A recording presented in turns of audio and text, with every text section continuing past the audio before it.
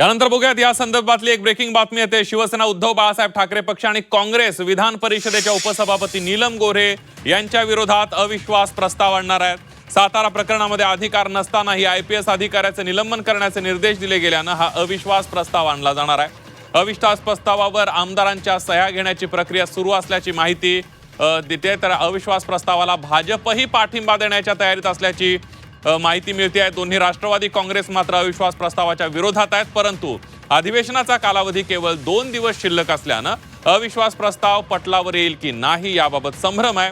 तसंच नीलम गोऱ्हे यांनी निवृत्त होत असून त्यांचे हे शेवटचं अधिवेशन आहे, त्यामुळं नेमकं आता काय होतंय ते बघणं सुद्धा अतिशय महत्त्वाचं ठरणार आहे।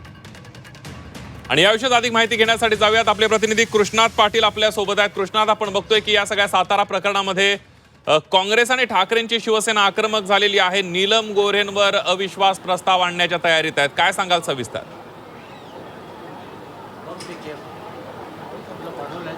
संदीप, महायुतीमध्ये सुरू असलेला भांडणाचा फायदा हा महाविकास आघाडी घेते की काय, अशा प्रकारची परिस्थिती निर्माण झालेली आहे। कारण महाविकास आघाडीतले 2 पक्ष शिवसेना युबीटी आणि काँग्रेस हे उपसभापती नीलम गोऱ्हे यांच्या विरोधात अविश्वास प्रस्ताव आणत आहेत।